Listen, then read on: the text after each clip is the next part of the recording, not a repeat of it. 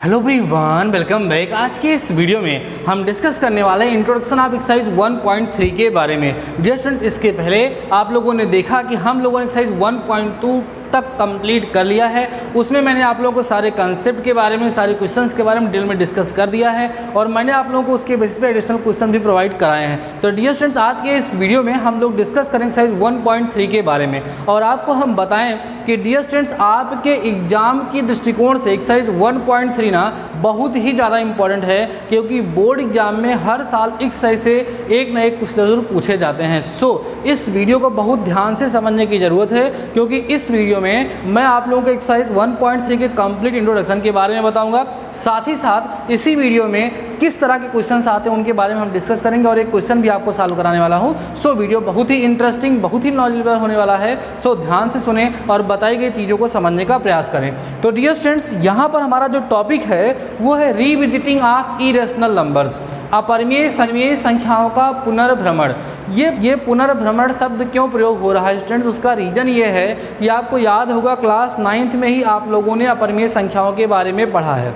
वहाँ पर आपको बताया गया था कि जैसे √2, √3, √5, √7 ये अपरिमेय संख्याएं होती हैं। वहाँ आपसे बताया गया था कि अपरिमेय संख्याएं इसलिए होती हैं क्योंकि जब हम इसका दशमलव प्रसार ज्ञात करते हैं बच्चों, तो हमें क्या मिलता है, non terminating non repeating means अशांत अनावर्त दशमलव प्रसार इनका हमें प्राप्त होता है, इसलिए ये अपरिमेय संख्याएं कहलाती हैं। वहाँ पर हम लोगों ने सिंपल सा ये सीखा था कि ये अपरिमेय संख्याएँ हैं या नहीं हैं। तो ये तो ऑलरेडी हमें पता है कि √2 को ले लो तो वह एक अपरिमेय संख्या है, ठीक है। √3 को ले लो वह एक अपरिमेय संख्या है, √5 ले लो वो अपरिमेय संख्या है। ये हम ऑलरेडी जानते हैं, क्लास 9th में हम लोगों ने सीखा है। लेकिन इस वीडियो में या अपने क्लास 10th में आपको करना क्या है, उस √2 को प्रूव करके दिखाना है कि ये इरेशनल नंबर है। कैसे, क्लास 10th के कंसेप्ट का यूज़ करते हुए हमें प्रूव करके दिखाना है। तो कैसे प्रूव करेंगे वो हम आगे देखेंगे। उसके लिए सबसे पहले आपको एक छोटी सी थ्योरम समझनी है, छोटी सी प्रमेय समझनी है। वो प्रमेय क्या है वो आप लोग देखिएगा बच्चों। प्रमेय यहाँ पे हमने लिख दिया है कि मान लीजिए P एक अभाज्य संख्या। अभाज्य संख्या किसे कहते हैं, जो स्वयं और एक से कटे और किसी से ना कटे। तो हमने कहा कि मान लीजिए P एक अभाज्य संख्या है, यदि P² को विभाजित करती है, माने P² से P को जब P से जब A² को भाग दोगे तो A² पूरा कट जाएगा। करें तो PA को भी विभाजित करेगी, मतलब अगर PA² को विभाजित करती है तो PA को भी विभाजित करेगी। एग्जाम्पल का समझिए, इसका मतलब क्या है। जैसे बच्चों मान लो 3 हमारे पास एक अभाज्य संख्या है और ये जो है मान लीजिए 81 को डिवाइड करती है, मतलब ये है कि 3 अभाज्य संख्या थी और इसको A² के रूप में लिखे, इसको हम 9² लिख सकते हैं। अब देखो जो 3 है इस A² अर्थात 9 के स्क्वायर को डिवाइड करती है, तो बिना सोचे आप ये कह सकते हैं कि 3 जो है बच्चों वो 9 को भी डिवाइड करेगा। यही इस प्रमेय का मतलब है। इस प्रमेय की हेल्प से ही हम अपरिमेय संख्याओं को अपरिमेय सिद्ध करते हैं। इस प्रमेय को सिद्ध भी किया जा सकता है, लेकिन अभी आप लोग पहली बार सीख रहे हैं तो कंसेप्ट को ज़्यादा जटिल नहीं बनाना चाहते हैं। बस आप इतना ध्यान रखिएगा, अगर कोई भी अभाज्य संख्या किसी संख्या के वर्ग को काटती है तो उस संख्या को भी काटेगी। शर्त इतनी है कि वह संख्या धनात्मक पूर्णांक होनी चाहिए और पहली वाली जो है वो अभाज्य संख्या होनी चाहिए, ठीक है। तो अभी आप लोग अपनी कॉपी में इस प्रमेय को नोट कर लेंगे। अब मैं एक क्वेश्चन आपको सॉल्व कराने वाला हूँ बच्चों कि सिद्ध कीजिए कि √2 जो है कैसी संख्या है, अपरिमेय संख्या। अपने कंसेप्ट पर आ रहे हैं, बहुत ही इम्पॉर्टेंट क्वेश्चन है। इसी के बेसिस पे आप लोग एक्सरसाइज भी सॉल्व करेंगे। क्या प्रूव करना हमें कि √2 एक अपरिमेय संख्या है। अब पहले आप सुनो, अपरिमेय संख्या क्या है जिसे आप P/Q के रूप में नहीं लिख सकते हैं। परिमेय कैसे P/Q के रूप में लिख सकते हैं, आगे की कंडीशन आप समझ ही रहे हैं। तो इसको हम कैसे प्रूव करते हैं, यहाँ पर बच्चों हम लोग कंट्राडिक्शन मेथड का यूज़ करते हैं। इसको बोलते हैं विरोधाभासी गुण। उस गुण का प्रयोग करते हुए हम लोग इसको सिद्ध करते हैं। तो कैसे करते हैं, हम थोड़ी देर के लिए यह मान लेते हैं कि √2 एक परिमेय संख्या। देखो ध्यान से, सिद्ध हमें करना है कि अपरिमेय संख्या, लेकिन हम मानेंगे कि √2 एक परिमेय संख्या, जिसे हम P/Q के रूप में लिख सकते हैं, जहाँ P और Q पूर्णांक हैं, साथ ही साथ P और Q सहभाज्य हैं। उसके बाद कुछ प्रोसेस प्रोसेस करेंगे और बाद में हम देखेंगे कुछ गलतियां हमें मिल रही हैं, तो लास्ट में हम ये बोल देते हैं कि इसका मतलब हमने जो एज्यूम किया था, हमने जो माना था वो गलत था। √2 जो है वो परिमेय नहीं है, अपरिमेय संख्या। करते हैं, अभी आप पहली बार सीख रहे हैं, आएगा समझ में, समझिएगा। तो यहाँ हमने बोला स्टूडेंट्स कि इसका सलूशन आप कैसे करेंगे, समझते चलना आराम से।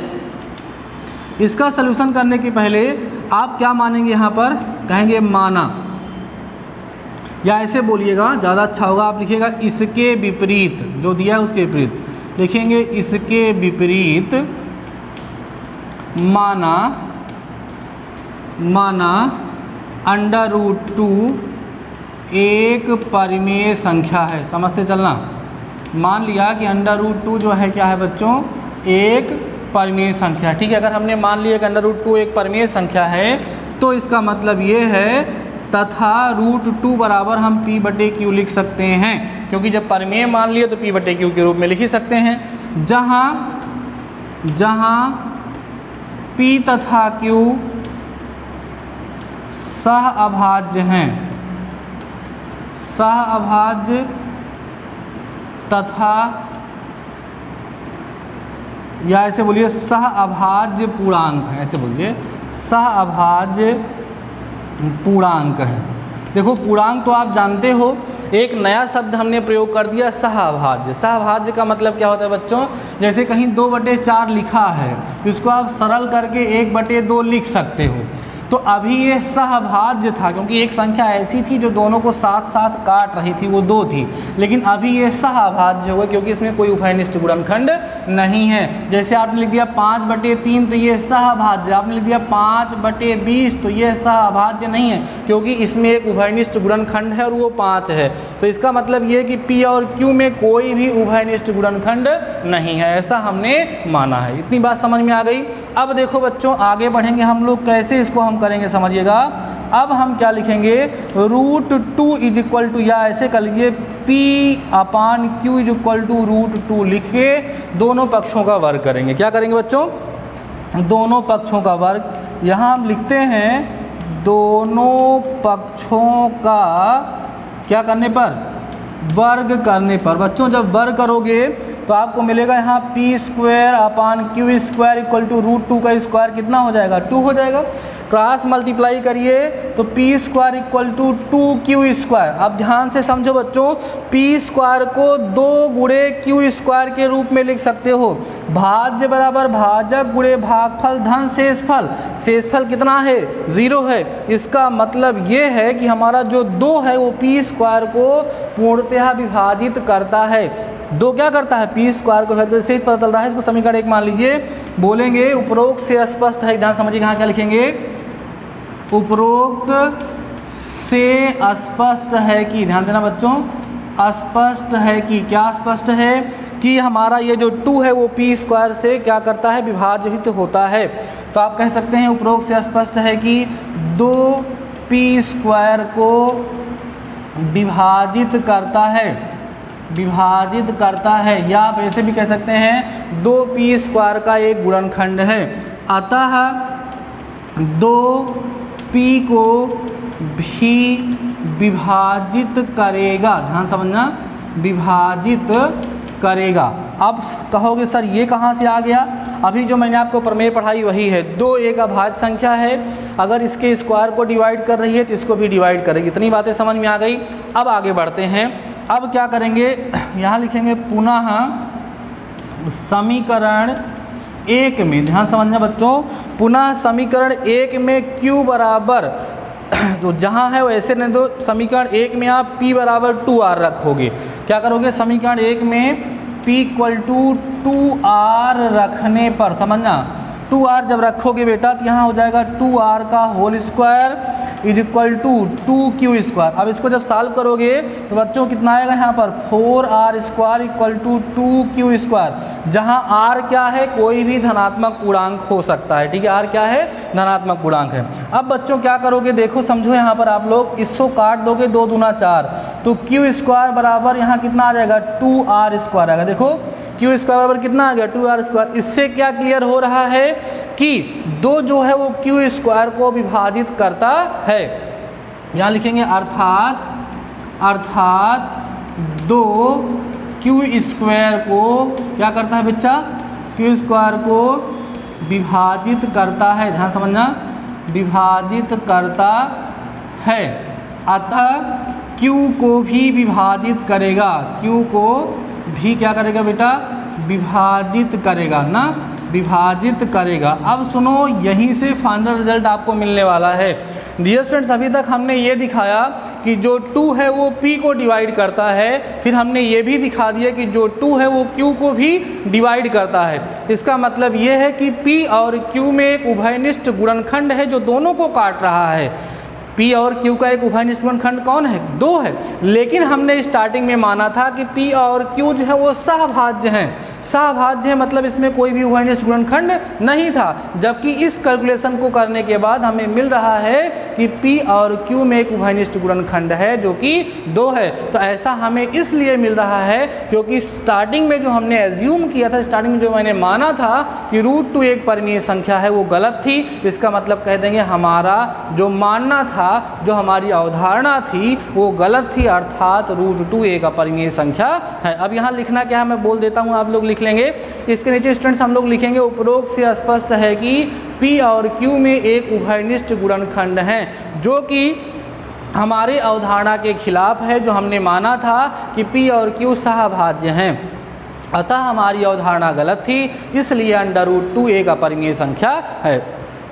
बहुत सी सिंपल सी प्रोसेस है, इसी प्रोसेस का यूज़ करके आप डिफरेंट टाइप्स के क्वेश्चन को सॉल्व कर सकते हैं। मैं आपको एक क्वेश्चन देता हूं करने के लिए, आप रूट्स को आपको अपरिमेय सिद्ध करना है, ठीक है। आप चेक करिएगा आप कर सकते हैं कि नहीं कर सकते हैं।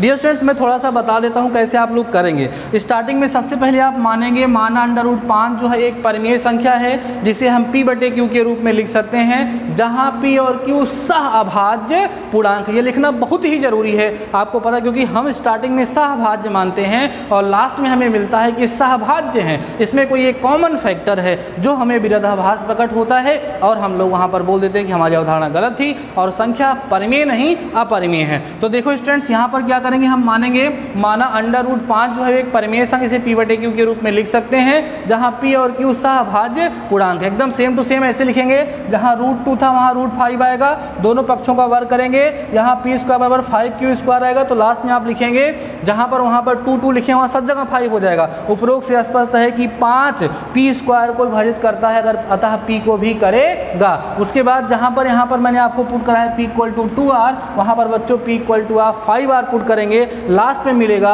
कि हमारा जो 5 है वो q² को काट रहा है, इसलिए q को भी काटेगा। तो लास्ट में फिर से वही बात आप लिखेंगे, उपरोक्त से स्पष्ट हो रहा है कि p और q में एक उभयनिष्ठ गुणनखंड है जो हमारी अवधारणा के खिलाफ है। क्या थी हमारी अवधारणा कि p और q सहभाज्य हैं। इसका मतलब हमारी अवधारणा, हमारा मानना गलत था, अर्थात p और q जो हैं वो सहअभाज्य नहीं सहभाज्य इसीलिए हो रहे हैं, इसलिए √5 जो है वो एक अपरिमेय संख्या है। आशा करते हैं कि ये कंसेप्ट आपको जरूर समझ में होगा। डियर स्टूडेंट्स, ये बहुत इंपॉर्टेंट क्वेश्चन है, सो इसको खूब ध्यान समझेंगे। अभी हम एक्सरसाइज में इस टाइप के और भी क्वेश्चंस आप लोगों को सॉल्व कराएंगे। तो डियर स्टूडेंट्स, आज के इस वीडियो में बस इतना ही। शानदार रहिए, घर पे रह के पढ़ते रहिए। मिलते हैं नेक्स्ट वीडियो के साथ, तब तक अपना ख्याल रखिए।